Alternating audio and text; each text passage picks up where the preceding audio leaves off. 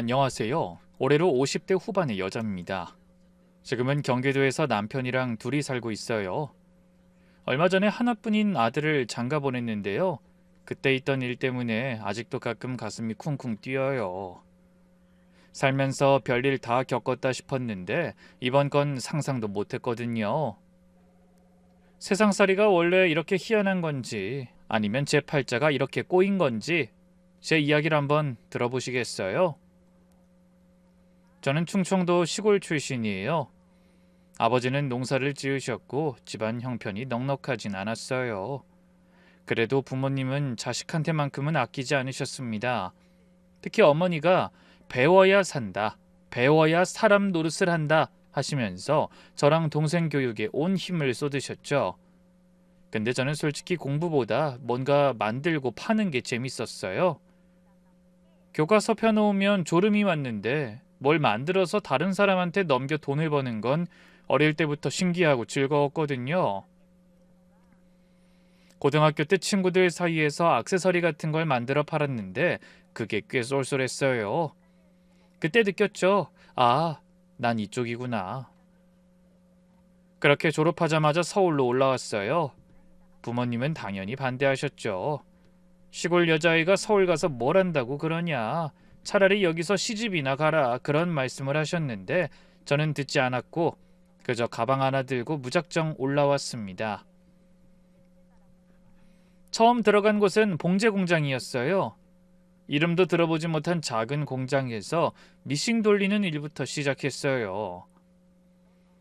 아침 일찍 출근해서 저녁까지 일하는 게 보통이었고 바쁠 때는 새벽까지 남아 물량을 쳐냈습니다. 손가락에 바늘 찔려서 피나는 건 밥 먹듯이 있는 일이었고 여름에는 공장 안이 찜통이라 땀범벅이 돼서 일했어요. 당연히 힘들었죠. 근데 그 안에서 원단이 어떻게 도는지를 자연스럽게 배우게 돼서 좋았어요. 어떤 원단이 어떤 옷감에 들어가는지, 시즌마다 어떤 소재가 잘 나가는지, 단가는 어떻게 매기는지 이런 걸 옆에서 보고 들으며 직접 몸으로 부딪히면서 감을 잡았습니다. 공장에서 몇 년쯤 일하니까 거래처 사장님들이랑 자연스럽게 얼굴을 트게 됐어요. 원단을 가져오는 분들이 공장에 드나들면서 저한테 이것저것 부탁을 하기 시작했거든요. 처음엔 그냥 심부름이었거든요. 그런데 하다 보니 중간에서 연결해주는 것만으로도 돈이 되더라고요. 그게 유통이라는 걸 처음 알게 됐죠. 그래서 이후에 공장을 나와 아예 독립했어요. 작은 원단 유통 사업을 시작한 건데 봉제 공장에서 쌓은 인맥 덕분에 초반부터 거래처가 몇 곳 붙었고 작은 의류 회사들한테 원단을 대면서 차근차근 자리를 잡아갔습니다. 처음에는 사무실도 없이 집에서 전화기 하나 붙잡고 시작한 건데 거래처가 하나 늘고 두 개 늘고 그러다 보니 몇 년 안에 혼자 감당이 안 될 만큼 물량이 커졌어요. 생각보다 사업이 빠르게 돌아가서 매일 행복했죠. 바쁘게 일하다 보면 하루 24시간이 모자랐어요. 아침부터 밤까지 일해도 전화가 쏟아지고 체력에도 한계가 오기 시작했습니다. 이러다간 몸이 먼저 나가겠다 싶어서 결국 사무실을 하나 얻고 사람을 뽑기로 했어요. 그렇게 직원 3명을 들이게 된 거죠. 첫 번째 직원은 윤주였어요. 윤주는 원단업계에서 꽤 오래 일한 경력자였는데 면접 때부터 남달라 보였어요. 걸음걸이도 반듯하고 딱 봐도 똑부러져 보였어요. 앉아서 이런저런 이야기를 하는데 상황을 줄줄 꿰고 있더라고요. 이전 직장 경험을 설명하는데 논리가 딱딱 맞고 제가 까다로운 질문을 던져도 막힘이 없었어요. 이 사람이다 싶었습니다. 거래처 관리랑 자금 흐름을 맡겼는데 역시 일을 기가 막히게 해냈어요. 장부 정리도 확실히 했고요. 제가 고민하고 있으면 늘 윤주에게 먼저 물어보고 그럼 윤주는 명쾌하고 확실한 대답을 주곤 했습니다. 셋 중에 제일 믿었고 의지도 많이 했던 것 같아요. 가끔은 이 사람이 사장 아닌가 싶을 만큼요. 두 번째는 선이었어요. 선이는 지인 소개로 들어왔는데 면접 때부터 에너지가 넘쳤어요. 문 열고 들어오면서 인사하는 목소리가 사무실을 울릴 정도였어요. 성격이 화끈하고 사교적이어서 거래처 접선과 영업을 맡겼는데 그런 일이 천직인 사람이더라고요. 본인이 정말 즐기면서 일하더라고요. 선이가 한번 나가면 계약이 술술 다졌고 사무실 분위기가 가라앉을 때 선이가 한마디 하면 다들 빵 터졌습니다. 매일 아침 사무실 문 열면서 선이가 인사를 건네면 그 한마디에 피곤이 풀릴 정도였죠.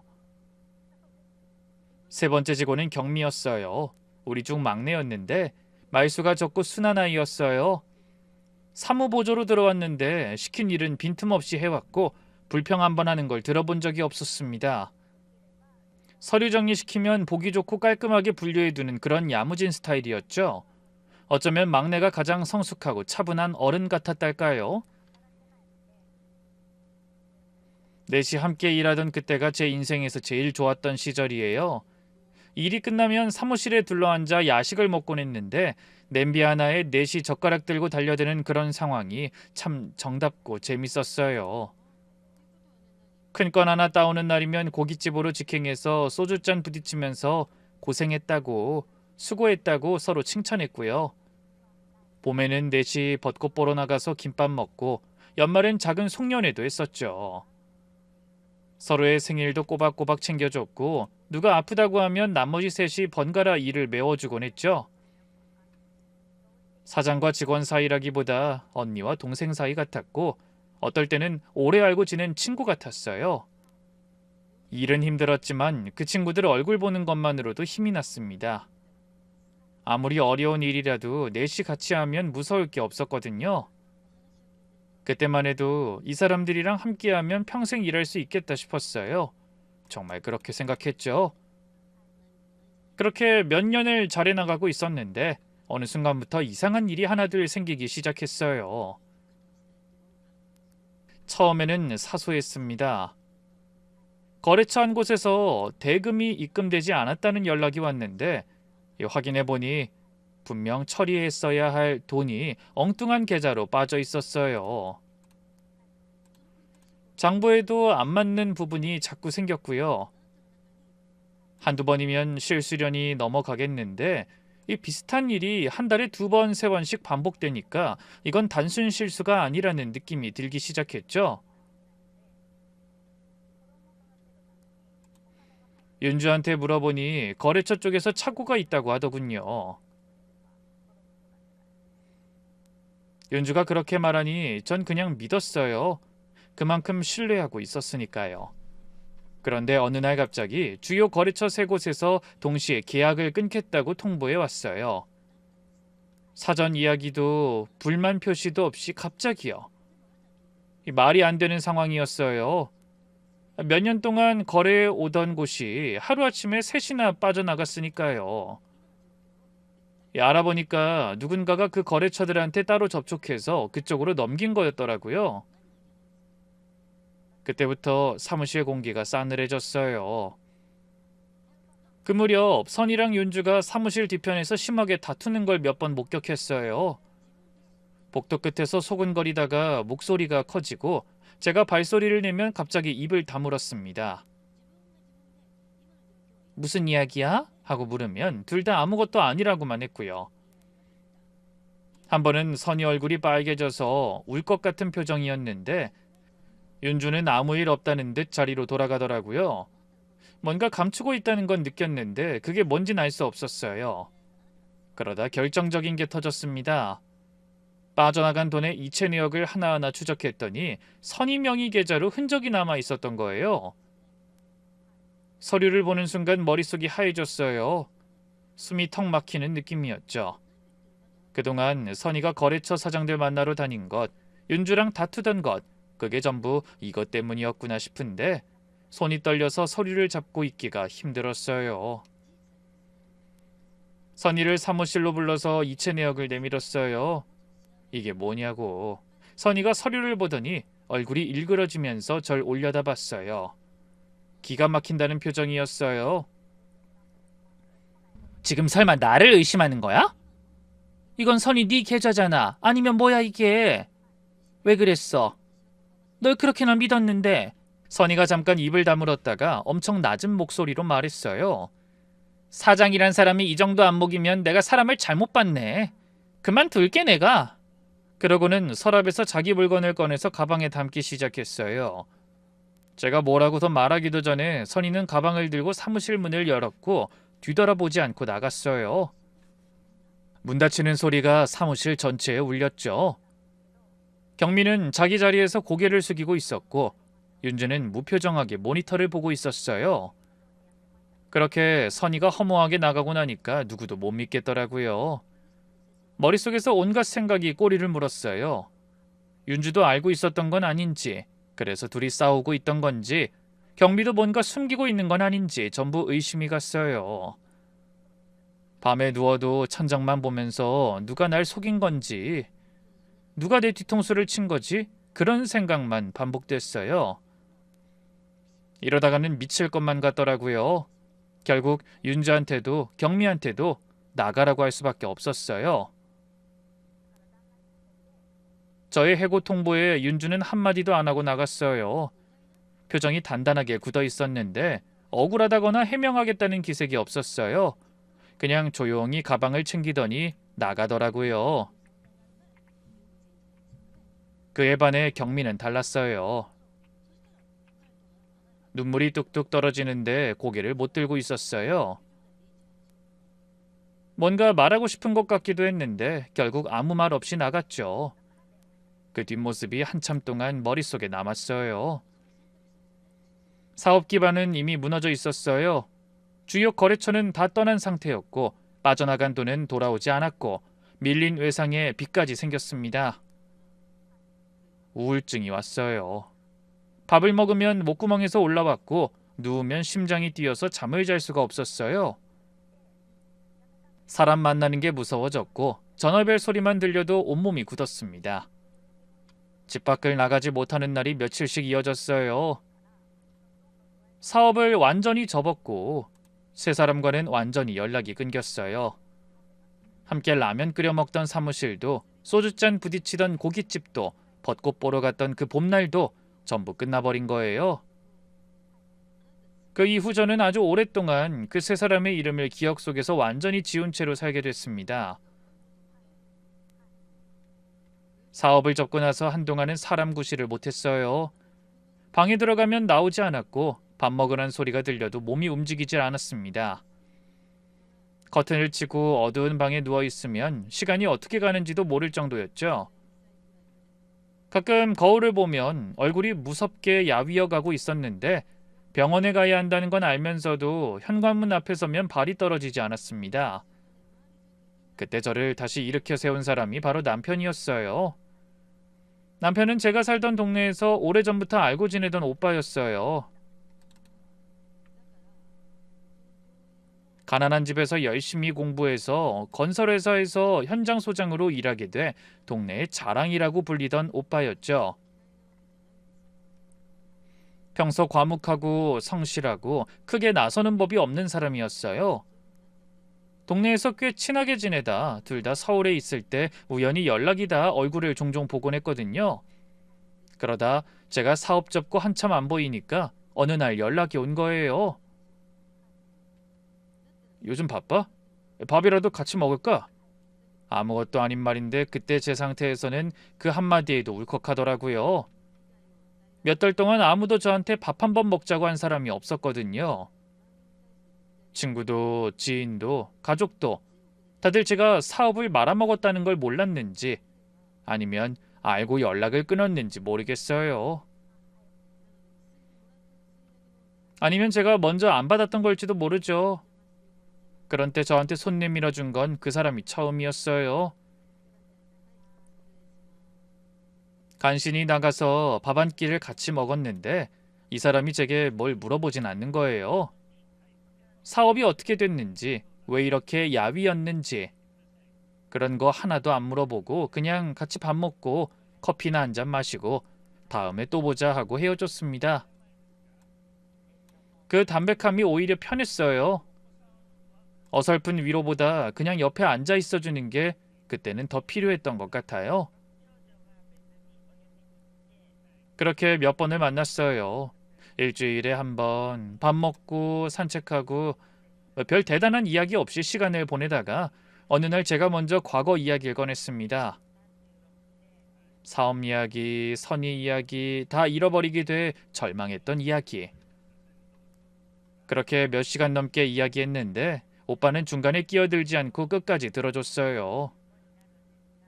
다 듣고 난 뒤에 한 말이 딱 한마디였어요. 그런 일이 있었구나. 고생 많았겠다. 정말 애썼겠어. 그 한마디에 눈물이 쏟아졌어요.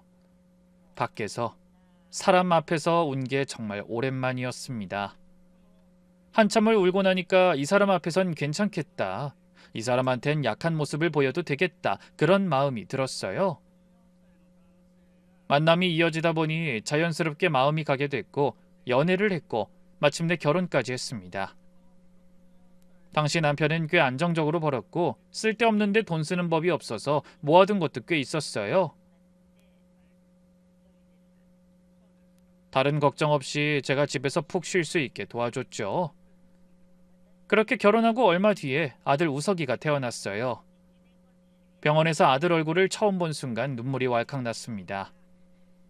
이 작은 아이를 위해서라도 다시 일어서야겠다. 이대로 주저앉으면 안 되겠다. 그런 마음이 확 들었어요. 그때부터 멈춰있던 시간이 다시 움직이는 느낌이었습니다. 아이가 어느 정도 자란 이후 저는 다시 한번 용기를 내기로 했어요. 그렇게 남편의 도움을 받아서 다시 사업을 시작하기로 했습니다. 두 번째 사업은 생활잡화 유통 쪽으로 방향을 틀었어요. 원단 사업은 아무래도 과거 기억이 자꾸 겹치더라고요. 예전에 안 좋았던 기억이 자꾸 나서 같은 업종은 못하겠다 싶었어요. 주방용품이나 생활소품 같은 것들을 도매로 떼다가 소매점에 넘기는 일을 시작했는데 이번엔 전처럼 사무실을 차리거나 사람을 뽑거나 하지 않았어요. 전부 혼자서 했죠. 그래도 처음엔 무서웠어요. 또 사람에게 당하면 어쩌나. 또 당해서 무너지면 어쩌나. 거래처 사장님이 웃으면서 좋은 소리를 해도 뒤에서 뭔가 꾸미는 건 아닌가 의심부터 했어요. 돈이 좀 돌기 시작해도 불안이 가시지 않았고 밤마다 사업 내역을 확인하면서 가슴을 쓸어내렸습니다. 한번 크게 다친 사람은 작은 바람에도 움츠러들잖아요. 그게 저였어요. 근데 하루하루 일을 해나가다 보니까 조금씩이지만 감각이 돌아왔어요. 물건 보는 눈, 단가 맞추는 감, 거래처 사장님 표정 읽는 것. 예전에 몸으로 익혀뒀던 것들이 손끝에서 다시 살아나기 시작했습니다. 거래처들도 조금씩 붙고 입소문이 나면서 연락이 오는 다른 곳들도 생겼어요. 그렇게 몇 년 지나니까 제법 안정적으로 돌아갔고 남편 수입에 제 수입까지 합치니까 살림이 넉넉해졌습니다. 그런 돈보다 더 값진 건 다시 일하면서 살아있다는 느낌이 돌아온 거였어요. 우울증에 빠져 있을 때는 하루가 그냥 흘러갔거든요. 아무것도 하고 싶지 않고 아무것도 느끼고 싶지 않고 눈 뜨면 잠들기만 기다리고 잠들면 다시 눈 뜨는 게 무서웠죠. 그게 무너진 사람의 하루라는 걸 겪어보신 분은 아실 거예요. 그런데 다시 일하다 보니 몸이 먼저 깨어나더라고요. 아들이 어린이집에서 돌아오면 웃는 얼굴로 맞아줄 수 있게 됐고 남편이랑 밥 먹으면서 오늘 있었던 이야기를 나눌 수 있게 됐어요. 이런 소소한 일상이 얼마나 감사한 건지 깨달았죠. 제가 바라던 대로 아들은 정말 잘 자라줬어요. 어릴 때부터 손이 많이 가는 아이는 아니었는데요. 그래도 제가 직접 시간을 많이 들이려고 노력했어요. 밥은 아무리 바빠도 꼭 같이 먹었고 저녁 먹을 땐 오늘 무슨 일이 있었는지 물어보며 이런저런 대화를 나눴어요. 주말이면 아들이 가고 싶다는 곳을 데려갔고 남편이 현장 나가서 바쁜 날이면 저 혼자라도 나섰어요. 일 때문에 눈코 뗄 새 없는 날에도 학교 방문은 한 번도 빠지지 않았고 선생님 말씀을 수첩에 적어서 집에 와서 남편이랑 같이 읽어보며 아이의 미래에 대해 계획하고 의논했어요. 제가 어릴 적부터 우석이한테 늘상 했던 말이 있어요. 네가 하고 싶은 일을 하렴. 대신 다른 사람한테 피해 주는 일만 안 하면 돼. 거창한 교육 철학 같은 게 아니라 그 말 하나를 수백 번 반복했어요. 제가 사람한테 당해봤잖아요. 그래서 아들만큼은 남한테 피해 주지 않는 신의를 지킬 줄 아는 사람으로 키우고 싶었어요. 동시에 남한테 당하지 않는 사람으로도요. 아들은 고등학교 때부터 개발자가 되고 싶다고 했습니다. 원래 컴퓨터를 좋아하긴 했는데 뭔가를 직접 만들어내는 게 너무 재밌다고 눈을 반짝이면서 이야기하는 거예요. 자기가 짠 코드로 화면에 뭔가가 나타나는 게 마법 같다면서요. 그 표정을 보는 순간 그래, 이거다 싶었어요. 저는 컴퓨터를 잘 아는 사람이 아니었지만 아들이 좋아하는 걸 찾았다는 게 대견했죠.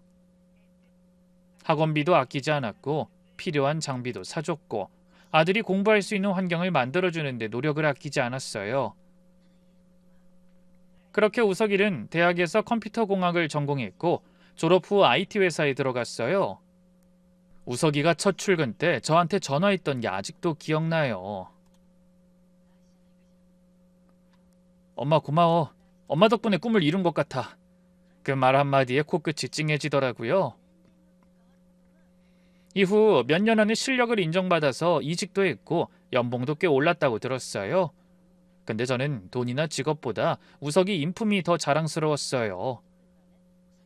성품이 반듯하고 남한테 상처 주는 말을 하지 않고 할 말은 하되 예의를 지킬 줄 아는 아이였거든요. 저는 종종 딸이 없어 아쉬울 때가 종종 있었는데 우석이가 딸 역할까지 다 해준 것 같았어요. 같이 장 보러 가자고 엄마 손잡고 시장 걷는 아들이 세상에 흔하겠어요? 시장에서 떡볶이 사 먹으면서 엄마 이거 먹어봐 맛있다 하고 웃는 모습을 보면 이 아이 하나만으로도 제 인생은 성공이다. 그런 생각이 들었습니다. 남편도 마찬가지라고 했고요. 아들 자랑 안 하려고 꾹 참아봐도 결국 이렇게 하게 되네요. 이렇듯 우석이는 저희 부부의 자부심이자 보물이었습니다. 그러다 어느 날 우석이한테 전화가 왔어요. 엄마, 소개시켜줄 사람 있어. 가슴이 쿵 했습니다.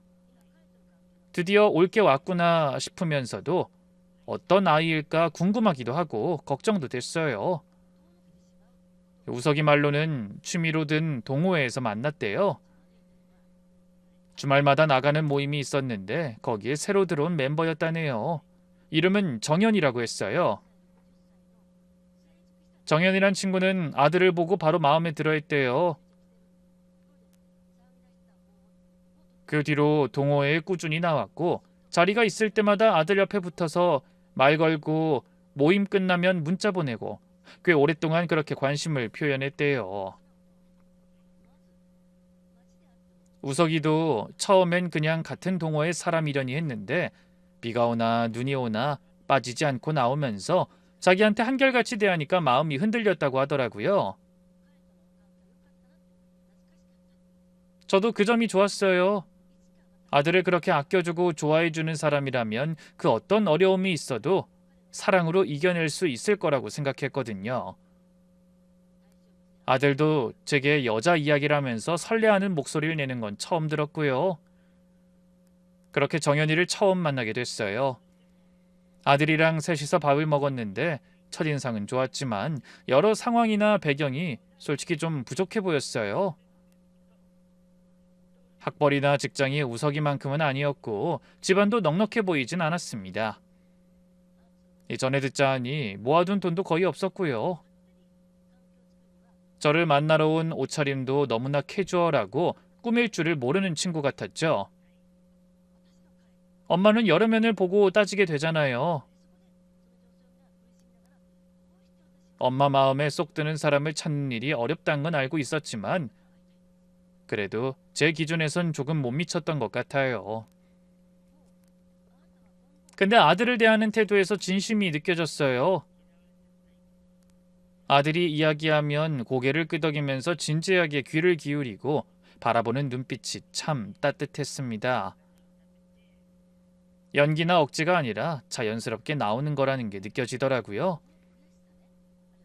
그러다 식사 중에 우석이가 화장실을 갔는데 그 친구가 저한테 살짝 고개를 숙이면서 어머니, 우석이 오빠 정말 좋은 사람이에요.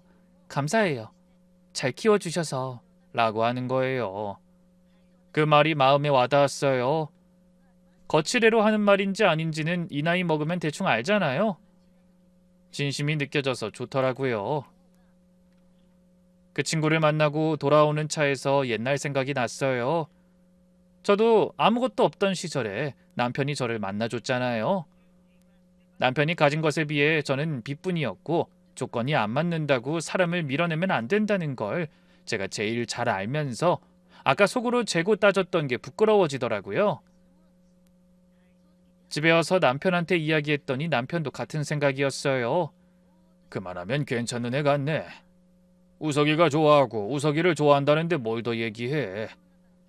그래서 결혼을 허락했습니다. 아들이 좋다는데 그 아이가 아들을 진심으로 아끼는데 더 뭘 바라겠어요. 그렇게 결혼을 약속하면서 상견례를 준비했어요. 날짜를 정하고 식당 예약하고 양가 인원수 맞추고 메뉴도 하나하나 골랐습니다. 식당을 고르는 데만 며칠을 쏟았어요. 너무 비싸면 부담스러울 거고 너무 허술하면 예의가 아닌 것 같고 결국 주변에서 유명하다는 깔끔한 한정식 집으로 간신히 예약을 잡았습니다. 옷도 새로 사 입고 남편도 양복을 빼입었어요. 1년에 양복 입을 일이 몇 번이나 되겠어요. 넥타이까지 메고 거울 앞에 서 있는 남편을 보는데 웃음이 나오면서도 뭉클했습니다. 우리 아들이 정말 장가를 가는구나. 그렇게 상견례 당일 약속 시간에 맞춰 식당에 도착했어요. 저희 쪽은 다 와 있었죠. 근데 그쪽 부모가 약속 시간이 지났는데 오지 않는 거예요. 전화도 받지 않고요. 정연이가 땀을 뻘뻘 흘리며 계속 전화를 거는데 연결이 되지 않는다며 안절부절 못하더라고요. 얼굴이 하얘져서 손이 떨리고 있었어요. 우석이도 밖을 나갔다 들어왔다 하면서 초조한 기색이 역력했고요. 이게 뭔 일인가 싶더라고요. 식당에서 저희끼리 앉아있는 꼴이 참 난감했어요. 예약한 음식이 하나씩 나오고 있는데 맞은편 자리는 텅 비어 있잖아요. 식당 직원이 와서 눈치를 주기도 했고요. 정연이가 거의 울 것 같은 얼굴로 저희한테 와서 고개를 숙이며 말했어요. 어머니 정말 죄송해요. 저희 부모님이 사정이 생겨 못 오신다고 하더라고요. 그 사정이 뭐냐고 물어도 답을 못 하더라고요. 그래서 참다 못해 말했습니다. 괜찮다. 내가 직접 전화해 볼게. 정연이한테 번호를 받아서 전화를 걸었어요. 한 번 안 받음, 두 번 안 받음, 세 번 안 받음. 네 번째에 겨우 연결됐습니다. 안녕하세요. 저 우석이 엄마입니다. 오늘 상견례 못 오신다고 들었어요.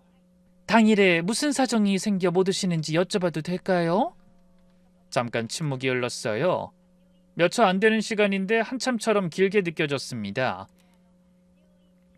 전화기 너머로 내내 숨소리만 들리다가 그쪽에서 한마디를 했는데 그 말이 정말 충격적이었어요. 솔직히 말할게요. 저흰 그쪽이랑 사돈할 생각 없는데요? 처음엔 잘못 들은 줄 알았어요. 뭐라고요? 우리 딸이 그쪽 아들한테 매달리는 거 보기 창피해서 못 보겠어요. 솔직히 그쪽 집안도 뭐 그렇게 내세울 것도 없는 것 같던데 전 우리 딸이 아까워서 사돈 맺을 생각이 없습니다. 그쪽에서 결혼이 정하고 싶으시면 전부 지원해 주세요. 그럼 생각해 볼게요. 전화기 쥔 손이 떨렸어요. 머릿속이 하얘지면서 화가 치밀어 오르는데 뭐라고 말할 입이 떨어지지 않았습니다. 우석이랑 정연이가 걱정스러운 제 표정을 보고 있었고 남편도 뭔가 심상치 않다는 걸 눈치챘는지 자리에서 일어나 있었어요. 전화를 끊고 나서 한참을 아무 말도 못했어요. 남편이 무슨 소리를 들은 거야? 하고 묻기에 통화 내용을 전했더니 남편 얼굴이 처음 보는 표정으로 변했습니다. 그 사람이 화내는 걸 거의 본 적이 없는데 처음으로 엄청 화가 나 있었어요. 이건 아니야. 어떻게 사람들이 이렇게 경우가 없나? 제 말에 정연이는 울고 있었고 우석이는 정연이 어깨를 잡고 서 있었어요. 식당에 깔린 침묵이 너무 무거웠습니다. 음식은 식어가고 맞은편 빈자리만 뚫어지게 보이고 이런 상황에서 결혼시킬 수 없어.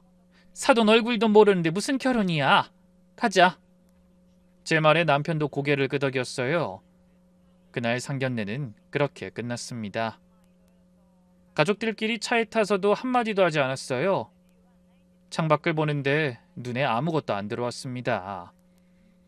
머릿속에서 그 목소리만 계속 울렸어요. 그쪽이랑 사돈할 생각 없는데요. 며칠 후 밤이었어요. 현관벨이 울려서 인터폰을 봤더니 정연이가 서 있었습니다. 얼굴이 퉁퉁 부어 있었어요. 눈두덩이 빨갛게 부어올라 있는 걸 보면 한참을 울다가 온 게 분명했어요. 문을 열자마자 현관 앞에 무릎을 꿇더라고요. 어머니 제발요. 결혼 제발 허락해 주세요. 제가 잘하겠습니다. 남편이 일단 들어오라고 했는데도 정연이는 일어나질 않았어요. 무릎 꿇은 채로 고개를 숙이고 계속 사정하는 거예요.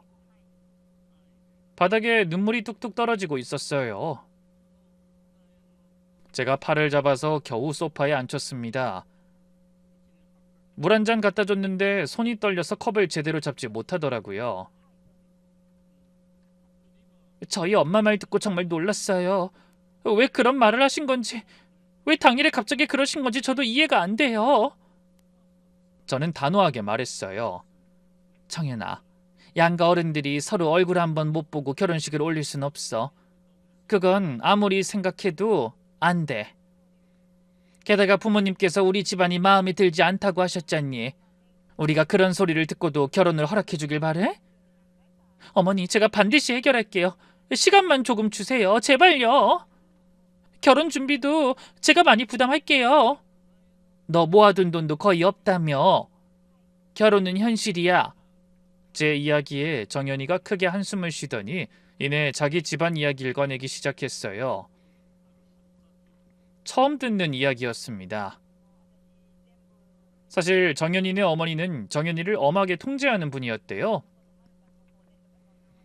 어릴 때부터 뭐든 허락 없인 못했대요.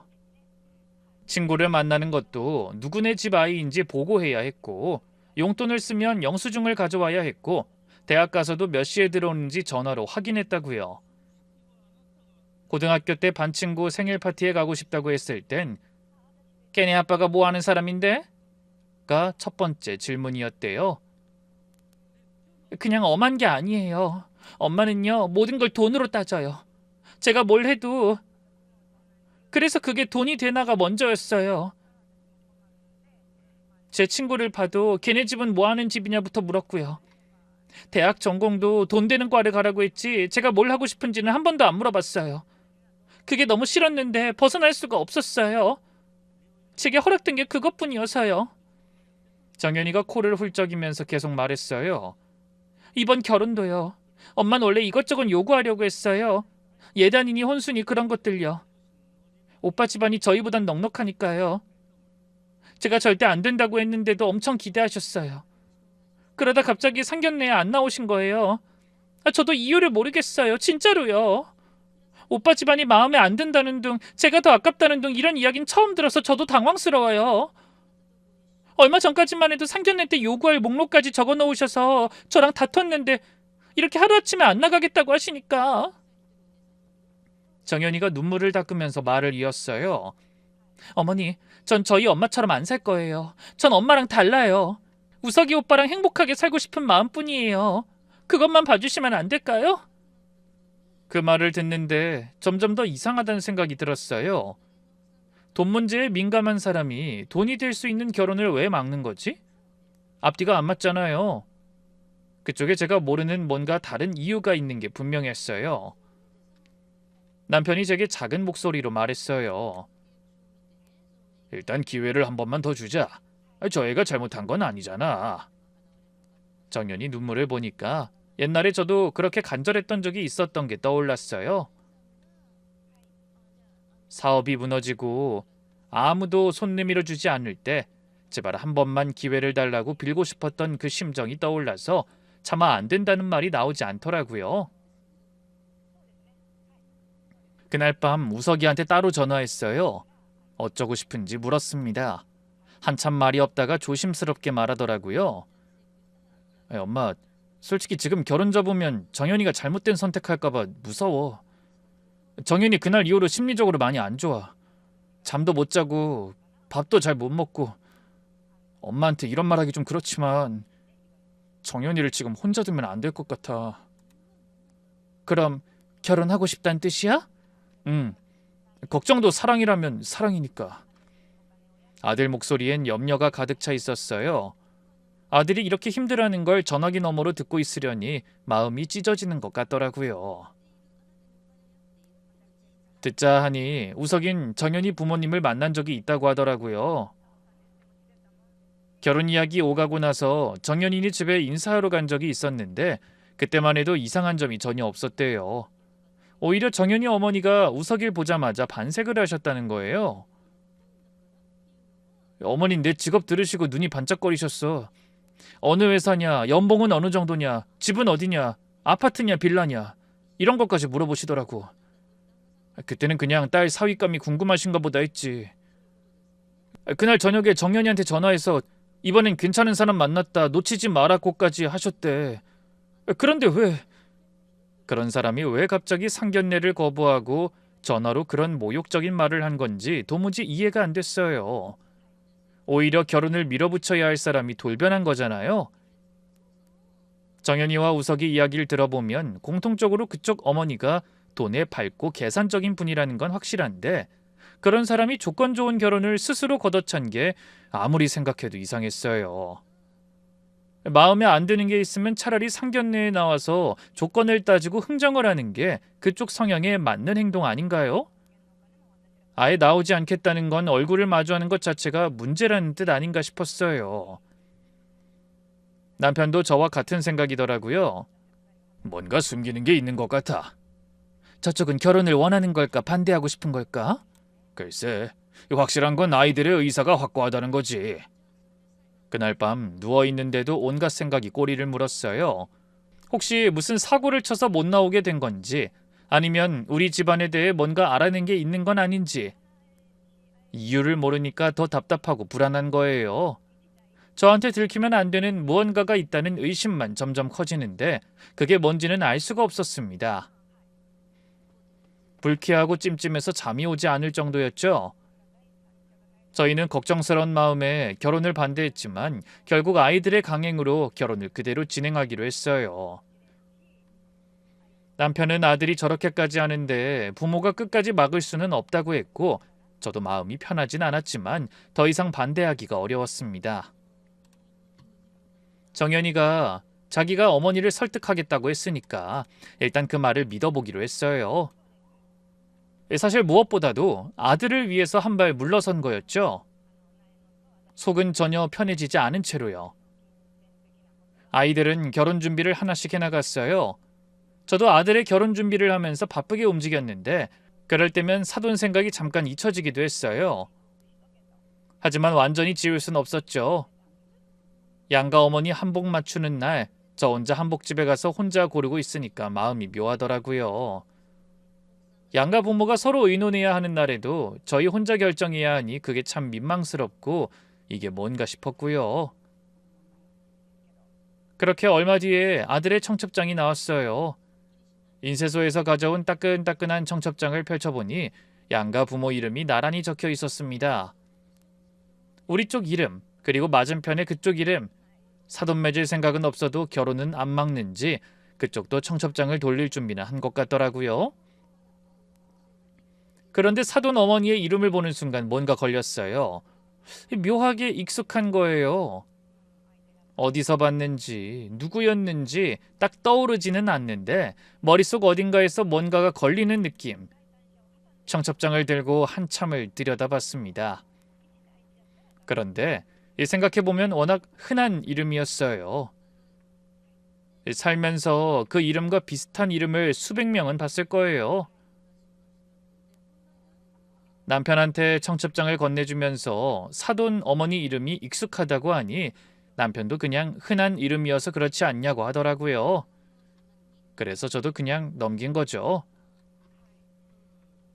이후에 청첩장을 돌리고 이것저것 준비하다 보니 하루가 금방 지나갔어요. 그렇게 결혼 준비가 거의 끝나갈 무렵이었어요. 어느 날 모르는 번호로 전화가 왔는데 보통 같으면 안 받았을 거예요. 모르는 번호는 잘 안 받거든요. 근데 그날은 왜인지 손이 갔어요. 수화기를 들었는데 익숙한 목소리가 들렸습니다. 언니, 나 경미야. 심장이 멈추는 줄 알았어요. 경미, 그 경미. 몇십 년 만에 들은 이름이라 가물가물했지만 목소리를 들으니 금방 알아차릴 수 있었어요. 놀라서 아무 말도 못하고 있으니 경미가 울먹이면서 말을 이었어요. 언니, 나 할 말 있어. 나 한 번만 만나줄 수 있어? 반가우면서도 뭔가 심상치 않은 느낌이 들어서 바로 만나러 나갔어요. 약속 장소에 나가보니 경미가 먼저 와 있었습니다. 얼굴이 많이 변했더라고요. 눈가에 주름이 깊어지고 머리에 흰머리카락이 섞여 있는 걸 보니까 세월이 이만큼 지났구나 싶어서 괜히 코끝이 찡했어요. 생각해보면 거의 20년 전 일이니까요. 근데 오랜만에 만난 경미 표정은 반가움이 아니라 무거움이었어요. 제가 연락을 끊고 번호도 바꿔버려서 경미가 한참을 헤맸대요. 옛날 시장에서 같이 일하던 지인을 수소문하고 그 사람이 또 다른 사람한테 물어보고 그렇게 돌고 돌아서 겨우 연결된 거였어요. 왜 연락했냐고 물었더니 경미가 한참 말을 못하다가 이렇게 이야기했어요. 요즘 들어서 자꾸 그때 꿈을 꿔. 사무실에서 넷이 함께 일하던 꿈. 언니가 선희 언니한테 소리 지르던 꿈. 내가 아무 말도 못하고 서 있는 꿈. 잠을 자도 잔 것 같지가 않고 가슴이 눌리는 것 같아서 더 이상은 안 되겠다 싶었어. 이 짐을 안 내려놓으면 평생 이러고 살 것 같아서. 그 말을 하고 나서 경미는 한참 동안 컵만 만지작거렸어요. 그리곤 입을 열었죠. 언니, 그때 사업 그렇게 만든 거 선희 언니가 한 게 아니야. 그 한마디에 제 모든 행동이 멈췄어요. 실은 윤주 언니가 한 일이야. 언니가 처음부터 계획적으로 한 일이었어. 뭐? 지금 뭐라는 거야 너? 거래처를 빼돌리고 자금을 돌린 것도 전부 윤주 언니였어. 선희 언니 명의 계좌로 흔적 남긴 것도 윤주 언니가 일부러 조작한 거고, 선희 언니는 그걸 알아채고 윤주 언니를 뒤늦게라도 말리려고 했던 거였어. 둘이 사무실 뒤에서 종종 다투던 거 언니도 봤잖아. 그게 그거였어. 나중에 선희 언니가 윤주 언니한테 전부 잃을 거라고 하니까 윤주 언니가 선희 언니 계좌로 증거를 남겨버린 거야. 말리는 사람한테 누명을 씌운 거지. 숨이 막혔어요. 테이블 위에 놓은 손이 떨리기 시작했습니다. 경미가 계속 말했어요. 그때 상황이 겹쳐서 언니가 오해한 거야. 선희 언니는 그간 자기가 윤주 언니 말리고 설득했는데 사기꾼이 된 상황이 실망스러워서 변명 안 하고 나간 거고. 퍼즐이 맞춰지는 느낌이었어요. 동시에 온몸에서 힘이 빠졌습니다. 선희는 아무 잘못도 없었던 거잖아요. 오히려 저를 지키려다가 누명을 쓴 거였어요. 그걸 왜 이제야 말해주는 거야? 넌 그때 왜 말을 안 한 건데? 윤주 언니가 날 협박했어. 입 열면 너도 끝이야. 내가 이 판에서 얼마나 오래 있었는지 알지? 이미 거래처들 다 내 쪽으로 돌렸거든. 내가 마음 먹으면 너 여기서 다신 일 못하게 만들 수도 있어라고 했거든. 어린 마음에 무서웠어. 그때 나 겨우 먹고 살 정도였는데 윤주 언니가 업계에서 내 이름을 돌리겠다고 하니까 아무 말도 못했어. 미안해. 경미가 울기 시작했고 저도 울었어요. 카페에서 나이 든 여자 둘이 마주 앉아 우는 꼴이라니. 그럼에도 다른 눈을 신경 쓸 겨를이 없었습니다. 그런데 더 놀라운 건 사실 몇 달 전에 경미가 윤주를 먼저 찾아갔대요. 이제라도 죄를 밝히고 저한테 사과하라고 했다는 거예요. 그런데 윤주 언니가 뭐라고 한 줄 알아? 콧방귀 끼면서 어차피 다신 안 만날 사람인데 뭘 사과해. 그때 일은 그때 일이고 난 잘 살고 있어라고 하더라고. 도리어 나한테 왜 쓸데없이 옛날 일을 들추냐고 화를 내더라. 그 말을 듣는 순간 분노가 치밀었어요. 남의 사업을 빼먹고 무고한 사람한테 누명 씌우고 그러고도 뻔뻔하게 잘 살고 있다고? 경미가 제 손을 잡으면서 말했어요. 언니 미안해. 정말 미안해. 진작 말했어야 했는데. 경미를 만나고 집에 돌아오는 길이 세상에서 가장 길었어요. 차를 운전하는데 앞이 안 보일 정도로 눈물이 나서 길가에 차를 세웠습니다. 핸들을 잡고 한참을 울었어요. 제가 그렇게 믿었던 윤주가 진짜 배신자였다는 거잖아요. 넷 중에 제일 듬직하다고, 제일 의지했던, 판단이 안 서면 제일 먼저 물어봤던 그 사람이 처음부터 끝까지 절 이용한 거였어요. 장부를 만지면서 돈을 빼돌리고 거래처를 제 등 뒤에 넘기고 들키지 않으려고 선희한테 누명까지 씌운 거잖아요. 너무 괴롭고 아파서 여태껏 완전히 지워버린 시간이었는데 그날의 기억이 다시금 선명해지기 시작했어요. 선희한테 제가 뭐라고 했는지 다시 떠오르니까 가슴이 찢어지는 것 같았어요. 저를 지키려다가 누명까지 쓴 사람한테 저는 범인이 맞다는 확신으로 몰아세웠어요. 선희가 마지막에 한 말이 귓속에서 울렸어요. 사장이란 사람이 이 정도 안 먹이면 내가 사람을 잘못 봤네. 그게 뻔뻔함이 아니라 억울함이었구나라는 걸 알았죠. 선희가 사무실을 나가던 날 짐을 싸는 동안 한 번도 뒤를 돌아보지 않았던 게 떠올랐어요. 그때 선희가 뒤돌아서 나 아니야. 제발 믿어줘. 라고 했으면 나는 믿었을까? 아마 안 믿었을 거예요. 그때 저는 눈앞에 보이는 증거밖에 안 보였으니까. 선희도 그걸 알았을 거예요. 그래서 떠나면서 저한테 사정하는 대신 한마디를 던진 거겠죠. 집에 돌아와서 남편한테 전부 다 이야기했어요. 남편은 한참을 말이 없다가 제 등을 토닥여줬어요. 당신 말 들으니까 나도 화가 나고 억장이 무너져. 근데 지금 당장 어떻게 할 수 있는 건 아니잖아. 잊어버릴 수밖에. 남편 말이 맞았어요. 윤주한테 따지고 싶었지만 연락처도 모르고 선희한테 사과하고 싶어도 소식이 끊긴 지 너무 오래됐습니다. 그쪽 연락처도 모르고요. 미안함이랑 배신감이 동시에 밀려오는데 풀 곳이 없었어요. 그날 밤 잠이 오지 않았습니다. 선희 얼굴, 윤주 얼굴, 경미가 울던 얼굴이 번갈아 떠올랐어요. 가슴이 답답하고 화가 나고 미안하고 감정이 뒤엉켜서 머리가 터질 것 같았지만 며칠 뒤면 우석이 결혼식이었으니 그 생각에 매여 있을 순 없었어요. 그렇게 아들의 결혼식 날이 왔어요. 이상하게 그날 아침부터 뭔가 불안했습니다. 특별한 이유가 있는 건 아닌데 눈 뜨는 순간부터 이 가슴 한쪽이 묵직했어요. 이 직감이라고 해야 하나? 오늘 뭔가 안 좋은 일이 생길 것 같은 느낌이 온종일 따라다녔습니다. 예식장에 도착해서 이것저것 챙겼어요. 하객들이 하나둘 들어오면서 예식장이 시끌시끌해지고 있었죠. 예비 사돈들은 그날도 좀 늦는다고 하더라고요. 그렇게 예식 40분 전 입구 쪽에서 웅성거리는 소리가 나더니 사돈댁이 왔습니다. 저와 남편은 인사를 하러 그쪽으로 향했어요. 한복을 입은 여자와 남자가 입구로 들어오고 있었어요. 저희 사돈인 게 분명했죠. 사돈 어머니가 주변을 두리번거리면서 들어오는 모습이 어딘가 경계하는 것 같았어요. 우석이가 그 두 사람에게 꾸벅 인사하고 저희에게 모시고 왔어요. 정연이네 부모님이라고 말했죠. 사돈 어머니와 눈이 마주쳤어요. 그 순간 다리에서 힘이 빠졌습니다. 윤지였어요. 나이가 들어서 얼굴이 변했지만 그 눈은 틀림없었어요. 지난 며칠 동안 어떻게든 떠올리려고 애쓰던 그 눈이었습니다. 그제야 모든 게 연결됐어요. 청첩장에서 봤던 그 익숙한 이름 김윤주. 윤주가 상견례를 피한 이유도, 전화로 모욕적인 말을 한 이유도 전부 이어졌습니다.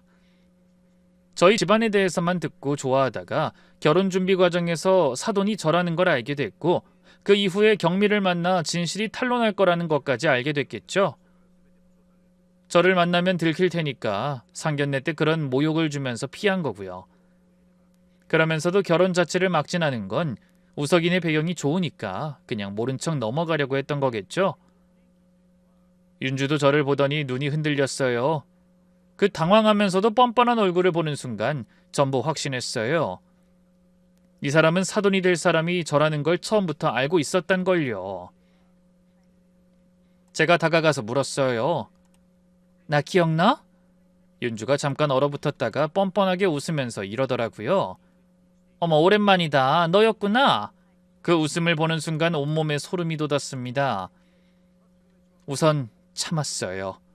우석이 결혼식이니까 이를 악물고 끝까지 웃었어요.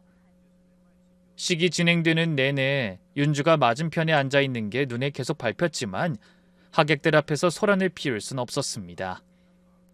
우석이가 주례 앞에 서서 서약하는 걸 보면서도 머릿속은 온통 윤주 생각뿐이었어요.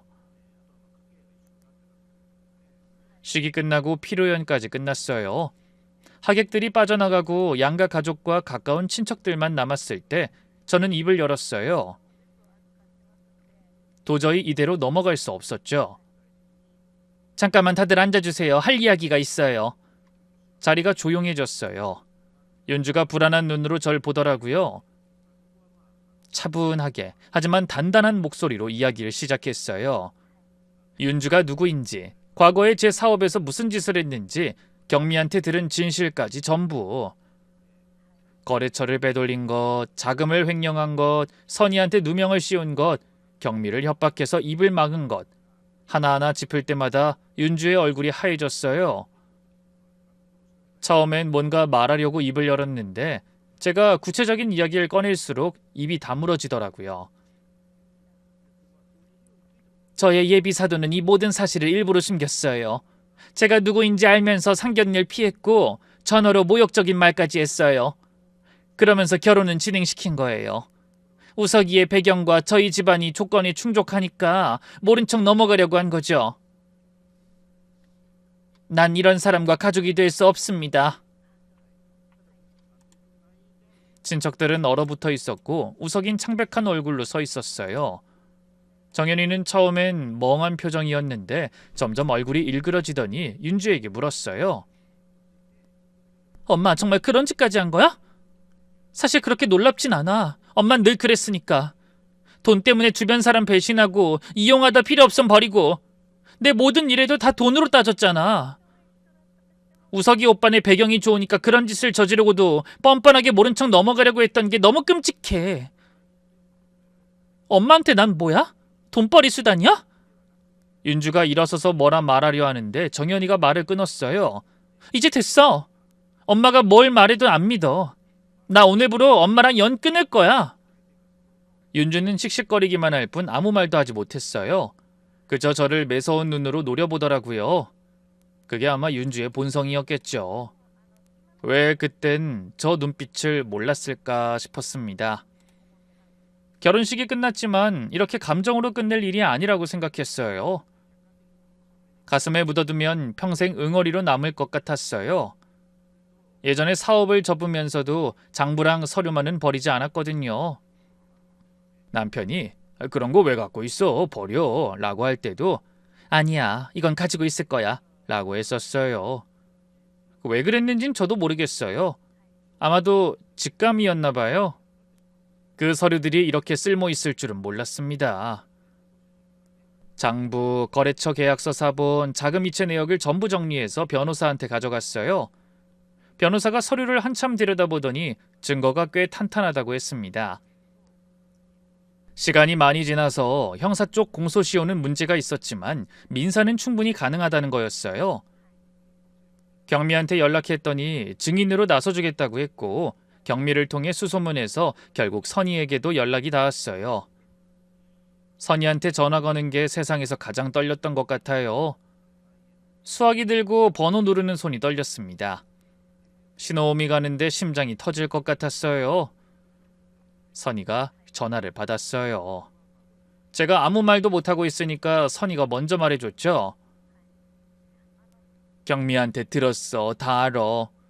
선희야, 미안해. 정말 미안해. 내가 너한테...